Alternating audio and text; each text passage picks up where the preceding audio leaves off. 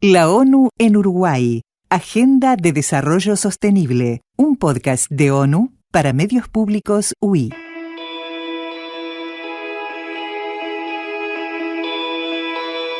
La ONU en Uruguay. Agenda de Desarrollo Sostenible. Hola, soy José Peralta. Y yo soy Irina Wilson. Y en este capítulo de la serie vamos a hablar de empleos verdes. ¿Sabés lo que son? Primero, vamos a un poquito de contexto general. Hoy en día es imposible negar la existencia de una crisis ambiental. De acuerdo con el Grupo Intergubernamental de Expertos sobre el Cambio Climático, IPCC por sus siglas en inglés, los efectos del calentamiento global son una realidad. Incluso si se lograra reducir drásticamente las emisiones de gases invernaderos de manera inmediata, el calentamiento global total provocaría un aumento de la temperatura de alrededor de 1.5 grados Celsius en las próximas 2 décadas. La crisis climática, la degradación ambiental, el incremento continuo de la demanda de energía con alta dependencia de los combustibles fósiles, el agotamiento de recursos naturales y la afectación de la biodiversidad son algunos de los problemas más urgentes y sus efectos económicos y sociales afectan amplios sectores de la población, en particular a los más vulnerables. Como respuesta, los gobiernos nacionales y locales han venido incorporando en sus agendas ambientales y de políticas públicas acciones de fomento de la sostenibilidad ambiental pensando en la necesaria transición hacia escenarios verdes, que generan sus propios efectos económicos y sociales, entre los que se ubican los denominados empleos verdes. En Uruguay existe una creciente conciencia acerca de la necesidad de transformar los modos de producir y consumir. Gobiernos e interlocutores sociales vienen impulsando distintos tipos de iniciativas que apuntan a modos de producción más sostenibles, formas de producción agropecuaria orgánica y agroecológica, certificaciones de sostenibilidad ambiental, desarrollos vinculados al ecoturismo, restauración de ecosistemas, innovación en el uso de nuevos materiales e iniciativas vinculadas a la economía circular, entre otros. En el capítulo de hoy conversaremos sobre el estado de situación de los empleos verdes en Uruguay. ¿Qué son? ¿Dónde están? ¿Cómo aportan en el marco de un desarrollo justo y sostenible del país? Además, tendremos la voz de expertos en la materia y cerraremos el capítulo con una entrevista a personas que trabajan en territorio bajo esta modalidad. Para darnos un panorama global de los empleos verdes, conversaremos con Guillermo Montt, especialista principal en protección social de la Organización Internacional del Trabajo, OIT, en su oficina para el Cono Sur. Buen día, Guillermo. Gracias por participar en este podcast. Muchas gracias, colegas de Naciones Unidas en Uruguay, por esta invitación a participar en este podcast. Contanos, ¿qué son los empleos verdes y por qué son importantes? Los empleos verdes son empleos que ayudan a disminuir el impacto del deterioro medioambiental, y en esto hablo más allá del cambio climático, sino que también incluyo otras formas de deterioro ambiental como la degradación de suelos, la contaminación de aire, agua y suelo, la pérdida de biodiversidad, la introducción de agentes químicos, agentes nobles en los distintos ambientes. Y los empleos verdes entonces son aquellos que disminuyen el impacto de la actividad económica y la actividad humana en el medio ambiente, pero también nos ayudan a adaptarnos a ese deterioro. Entonces tienen este componente de mitigación o de adaptación, y también tienen que tener un componente de trabajo decente. O sea, son, a fin de cuentas, empleos que ayudan a la protección, conservación del medio ambiente, a la mitigación del daño medioambiental y a la adaptación frente al deterioro medioambiental en condiciones de trabajo decente. Ponen el foco entonces en la posibilidad que la actividad económica traiga beneficios medioambientales. ¿Qué es la transición justa y sostenible, sus dimensiones y por qué es necesario que los países lo incorporen, Guillermo? ¿Qué es la transición justa y sostenible y por qué es necesario que los países la incorporen? Ahí mencioné esta noción de los servicios ecosistémicos, y es la idea de que la naturaleza entrega valor, y es un valor que tiene un valor económico que no implica costo, pero sí genera valor. El deterioro medioambiental atenta contra esa provisión de servicios y por lo tanto amenaza la posibilidad de desarrollarnos. Entonces hay un argumento económico puro y duro para apoyar un desarrollo sostenible medioambientalmente.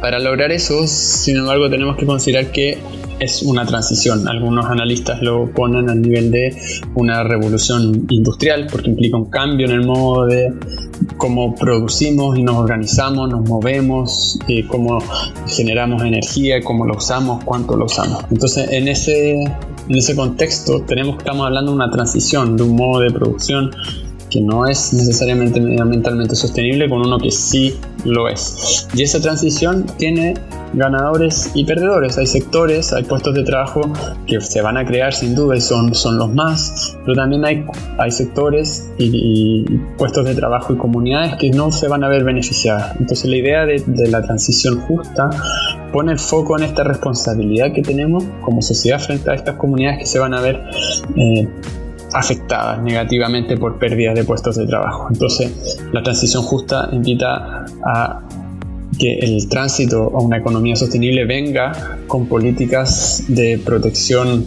al empleo, de reconversión de empleo, de protección social, de mantención de ingresos a estas comunidades y sectores que se van a ver afectados.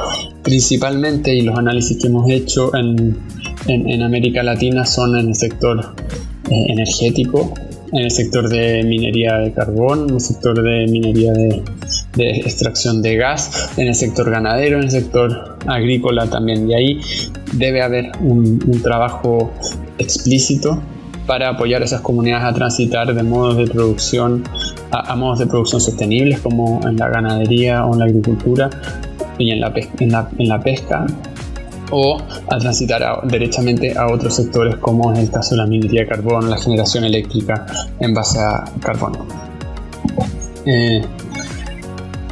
Esto implica un trabajo, la dificultad de esto es que implica un trabajo concertado entre distintas reparticiones, porque tiene una dimensión medioambiental de cumplir con ciertos indicadores y ciertos parámetros de sostenibilidad, pero también implica un trabajo social, laboral, y eso requiere coordinación, y como gobiernos y sociedades no necesariamente articulamos de manera óptima estos trabajos. Sí hay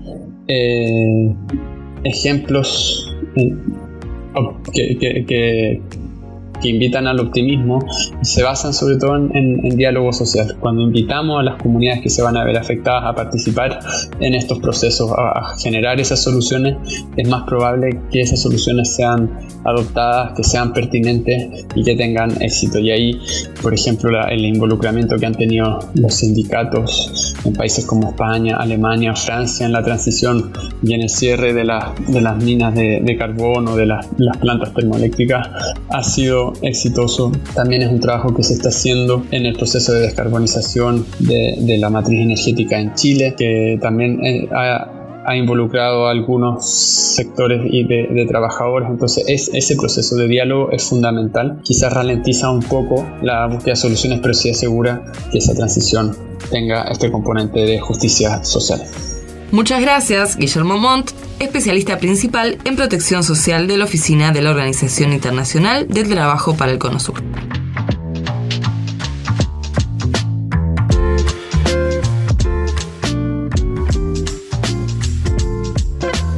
Como escuchamos recién, vemos que la transición hacia una economía más sostenible trae aparejado oportunidades en lo ambiental, pero también en lo económico y en la mejora en la cantidad y calidad de los empleos. Los empleos verdes, entonces, se transformaron en un tema de debate de política pública y fueron incorporados en las líneas de trabajo de Naciones Unidas. Parte de ese debate se enfoca en estudiar el impacto de la transición hacia un nuevo paradigma más verde, con oportunidades genuinas de inversión, crecimiento y empleo. Para ello, según estudios realizados al respecto, se hace cada vez más necesario que los analistas mejoren la definición y medición del concepto de empleos verdes. Desde hace 5 años, el Ministerio de Trabajo y Seguridad Social y la Organización Internacional del Trabajo de Naciones Unidas vienen desarrollando acciones para fortalecer capacidades vinculadas a la economía verde inclusiva y la transición justa en la política de cambio climático a largo plazo. Este trabajo se realiza en el marco del programa PAGE, Alianza para la Acción por una Economía Verde, por sus siglas en inglés,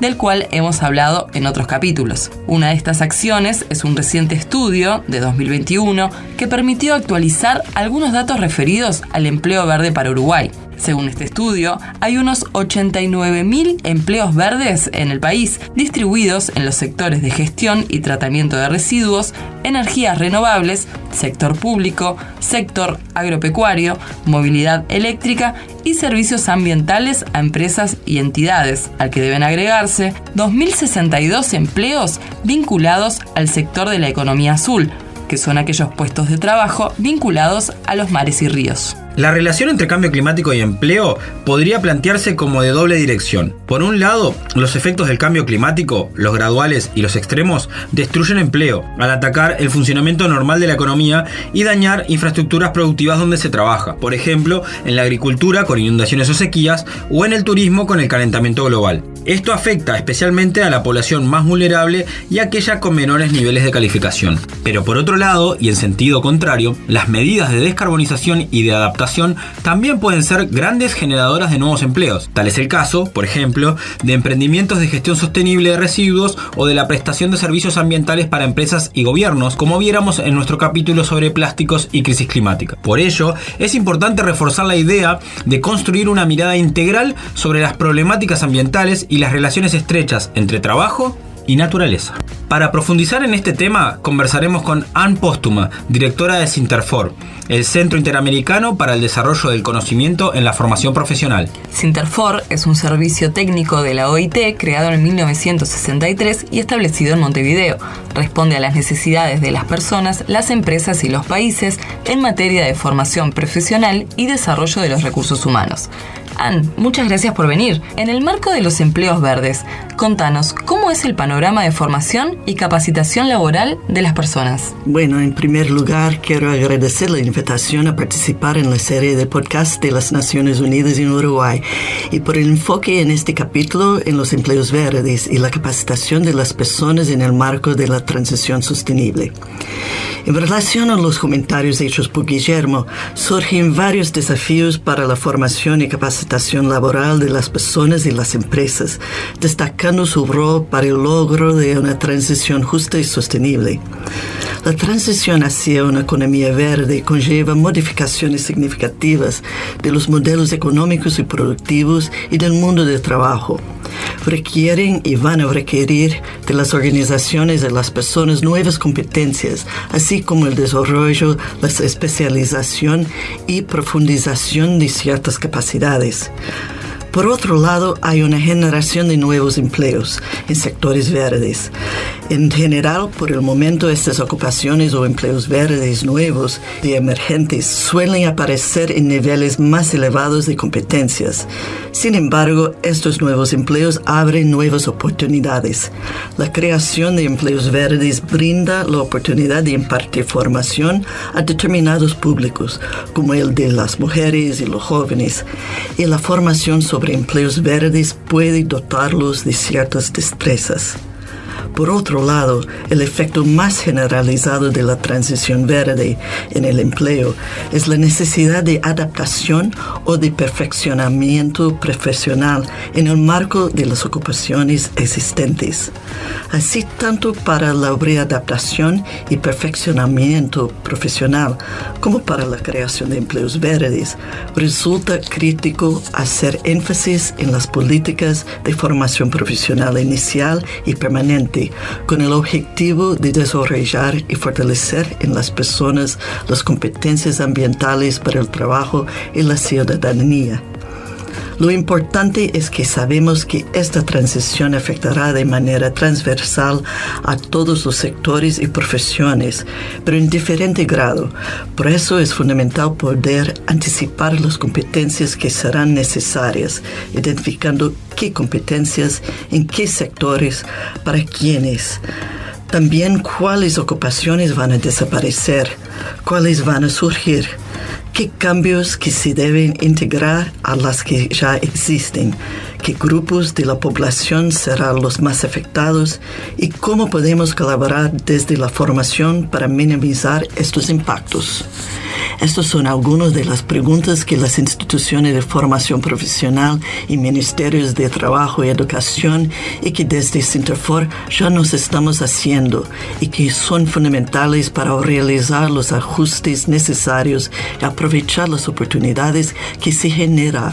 Ann, muchas gracias por esta introducción y sobre todo consultarte cuáles son esas nuevas posibilidades que abren estos empleos verdes. Si pensamos en los cambios profesionales que se visualizan, aparecen al menos 3 escenarios que se debe atender. Primero, las nuevas ocupaciones verdes que dependen de las particularidades del país. Estas ocupaciones emergentes requieren la creación de nuevos cursos de formación y la adaptación de los sistemas de cualificación. Por ejemplo, auditores energéticos o especialistas en cambio climático. Segundo, la transformación verde crea un desplazamiento de las actividades en la economía de aquellas que son menos eficientes en materia de energía y generan mayores emisiones de carbono hacia las que son más eficientes y menos contaminantes. Estos son, por ejemplo, aquellas que hacen que la persona debe cambiarse de un sector al otro. Por ejemplo, la llegada de la energía eólica, que significó dejar de usar el combustible fósil. Estos cambios señalan la necesidad de formación para permitir a los trabajadores y las empresas desplazarse de sectores y ocupaciones en declive a otros en crecimiento. Un tercer cambio trata de las ocupaciones existentes, que necesitan incorporar nuevas competencias y conocimientos en el marco de la transición verde. Este es el cambio más extendido, más generalizado y el que exige un esfuerzo mayor, como integrar las nuevas competencias y miradas de los diversos planes de estudio en los diversos niveles educativos y en la formación. Por ejemplo, la incorporación de tecnología para el uso eficiente de los recursos implica la incorporación de nuevas competencias. En caso de los agricultores, es un otro ejemplo de trabajadores que en muchas regiones del mundo tendrán que adaptarse a condiciones de sequía severa que van a requerir el aprendizaje de nuevas formas de cultivo. La clave del enverdecimiento del empleo está en el desarrollo de herramientas y iniciativas de formación de habilidades y competencias de trabajadores y empresas. Ann, ahora preguntarte, ¿cuál es el rol de la formación profesional en las políticas para una transición justa y sostenible? ¿Y qué acciones son necesarias? ¿Cómo puede la formación ser un instrumento de apoyo en esta transición? ¿Y qué deben hacer los países para responder a esos desafíos? La coordinación de las políticas entre el gobierno, los ministerios, los interlocutores sociales, los proveedores de formación y otras partes interesadas es fundamental para lograr coherencia entre las competencias necesarias y las políticas ambientales. Sin embargo, sigue siendo un obstáculo fundamental para una transición eficaz y exitosa hacia una producción y un consumo más verdes. Invertir en la readaptación y perfeccionamiento para que las personas tengan las competencias técnicas y básicas necesarias es prioritario. Es importante que se asigne prioridad a los grupos vulnerables que son siempre los más afectados frente a cualquier cambio del mundo laboral y la transición verde no es la excepción. Esos grupos vulnerables incluyen en muchos casos a los trabajadores, especialmente a los poco cualificados, que ya están desempleados o que corren el riesgo de quedar desempleados como resultado de la eliminación gradual de determinados puestos de trabajo y actividades industriales debido a la transición verde. La identificación y previsión de las necesidades de competencias viene ganando terreno en nuestros países, pero aún queda mucho para hacer. Necesitamos trabajar para contar con mecanismos sistemáticos, innovadores e institucionalizados de previsión de competencias para facilitar la generación de información pertinente. Ann Póstuma, directora de Sinterfor, muchas gracias por venir y participar de este podcast. Muchas gracias a ustedes.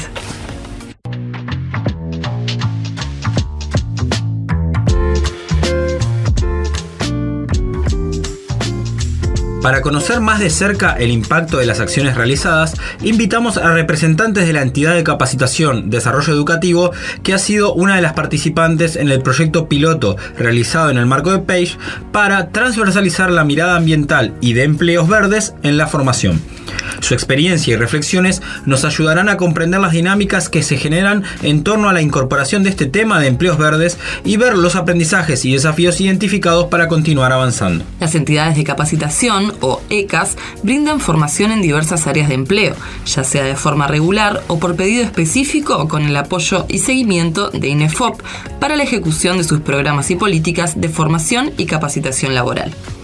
Entrevistaremos ahora a Leonor Soria, Francisco Olivera y Silvia Machado, directora y docentes de Desarrollo Educativo, la experiencia piloto con el programa de formación en el rubro de la gastronomía para el interior del país. Leonor, ¿podrías describir en un minuto la experiencia desarrollada, el curso seleccionado y el perfil de egreso y características de la población que atienden? Buenos días, mi nombre es Leonor Soria, soy la directora de Desarrollo Educativo. Nosotros, recibimos una propuesta de parte de INEFOP a partir de un curso que teníamos aprobado, que era de cocina, de ayudante de cocina, capacitación laboral en el área de ayudante de cocina. Y a partir para jóvenes, y a partir de ese curso se propuso ir transformándolo, incorporando la perspectiva medioambiental en la propuesta. Una experiencia piloto que INEFOP inicia sobre el segundo semestre del año pasado y que, nosotros particularmente nos pareció muy interesante. De alguna manera ya en algunos cursos trabajamos alguna cuestión vinculada a esto, sobre todo por el perfil de los docentes, pero no teníamos, una propuesta concreta como esta para poder incorporar. Muy bien, muchas gracias. Ahora quería saber cuáles fueron las fases de este proyecto y cómo hizo el equipo de trabajo para ir incorporando la propuesta del enfoque ambiental en este curso. El camino fue en 2 etapas, porque una fue toda la etapa previa, en lo que tenía que ver cómo se podía ir incluyendo la perspectiva medioambiental de una manera que no fuera simplemente teórica, cómo eso se podía luego incorporar, cómo es la inclusión de una perspectiva, como puede ser la de género, en este caso también la medioambiental, en un curso de capacitación laboral, como que, si no quedaba enganchado con algo hacia la realidad, era un poco difícil. Por lo cual, se hizo todo ese proceso primero y luego comenzamos a, una vez que estuvo aceptado, que fue aceptado por INEFOP, que la propuesta se ajustó un poco a la experiencia piloto, luego de eso lo que se comenzó a hacer un proceso de capacitación y de intercambio con los docentes. El personal docente es central. ¿Cómo fue trabajar estos temas con los docentes? ¿Qué desafío significó esto para el equipo? Muy buenas tardes a todos, mi nombre es Francisco Olivera, soy docente del área de gastronomía. Cuando nos llegó el desafío por medio de la ICA de Desarrollo Educativo, la compañera Leonor nos habló del piloto, nos sumamos porque vimos que es algo que ya es necesario para nosotros. ¿Qué es lo que más destacan del proceso vivido y cómo esto impactó en la organización en su conjunto? Bueno, del proceso vivido destacamos de que fue muy favorable, sí, que sí teníamos un poco de miedo de que no fuera aceptado, pero en realidad nos sorprendió porque fue muy aceptado. Nosotros como docentes dedicamos tiempo en la cual a buscar recetas, a mostrarle cosas nuevas y eso en realidad fue totalmente favorable y que nos enriqueció a nosotros en ese nuevo desafío de mostrarle esto a los alumnos y de que ellos aceptaran, porque es un tema que es bien difícil, porque estamos acostumbrados a comer un tipo de comida y que vengan y te presenten comida saludable.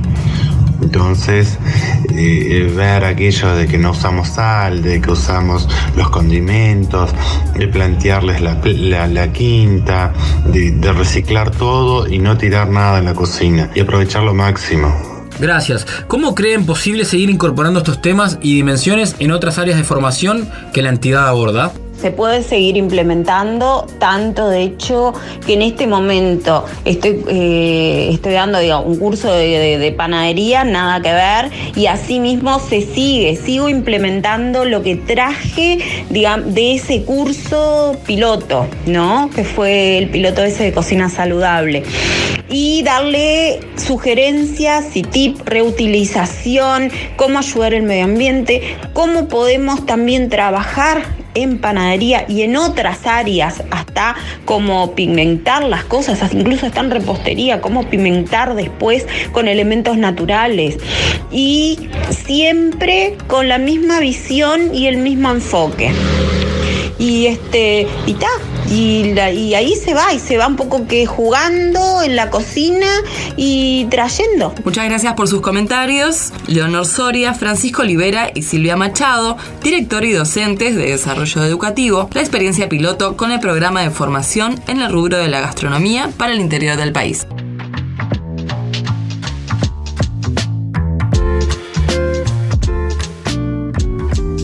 Ahora conversamos con Daniel Pérez, director nacional de empleo del Ministerio de Trabajo, para conocer la relevancia del tema desde la mirada del gobierno.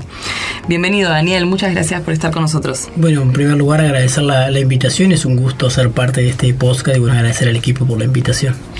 Daniel, ¿podrías comentarnos sobre la importancia de abordar estos temas de empleo verde desde las políticas laborales promovidas desde el Ministerio?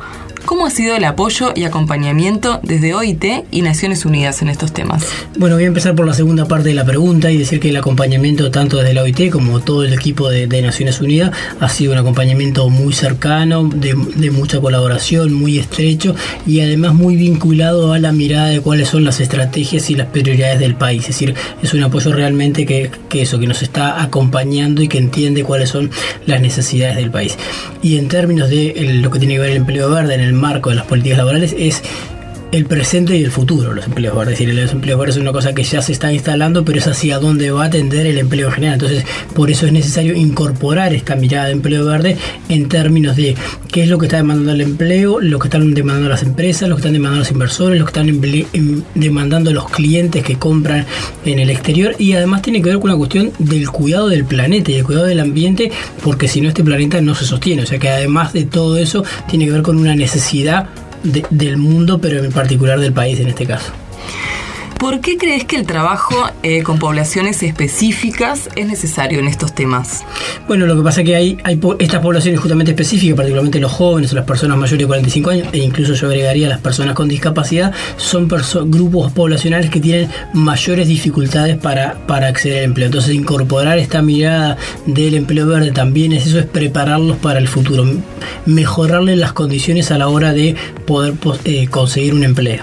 En ese marco y en el marco de lo que tiene que ver con lo que ha sido país hasta ahora, nosotros hemos desarrollado distintos proyectos, algunos vinculados, por ejemplo, al cultivo mediante técnica de hidroponía justamente con personas con discapacidad, que ha servido no solo en términos, uno puede pensarlo en términos de laborterapia, sino justamente en términos de generar empleo e incluso empleo independiente. Hay uno de los proyectos, por ejemplo, se convirtió en proveedor en Nueva Helvecia de un supermercado, o sea que generan buena capacidad no solo ya para hacer cosas que uno puede pensar es más en términos de laborterapia, sino en términos de generarle una oportunidad. Lo mismo en el caso de las mujeres y particularmente con las mujeres rurales. Por un lado hubo toda una capacitación, sensibilización, pero también la posibilidad de generar fondos semillas que permita desarrollar proyectos y que además son fondos que en algunos casos además son rotatorios y que van a seguir prestándose y por tanto en realidad duran mucho más o valen mucho más que poner un dinero en un momento. Entonces tiene que ver con esa mirada de cómo incorporar esto en el empleo que viene. El empleo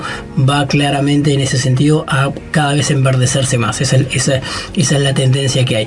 Y por eso es importante esto de transversalizar la formación en formación profesional, porque independientemente de a qué nos dediquemos, en qué trabajemos, qué ocupación desarrollemos hoy o en el futuro es verde. El futuro del empleo requiere que tengamos esa mirada verde, que vayamos construyendo empleos verdes o enverdeciendo los empleos que tenemos hoy. Por eso es importante también, es como, de algún modo, como plantar una semillita en la formación profesional en términos de esto. Es decir, lo verde es importante, es una cosa que vino para quedarse y necesitamos además que tenga esa mirada justamente transversal, una mirada más generacional para que las que están hoy, pero sobre todo las futuras generaciones, cada vez vayamos acumulando más en términos de generar empleo verde.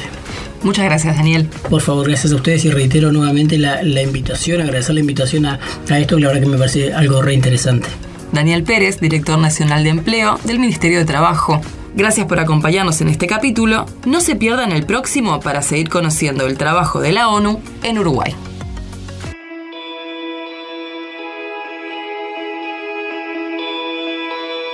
La ONU en Uruguay. Agenda de Desarrollo Sostenible.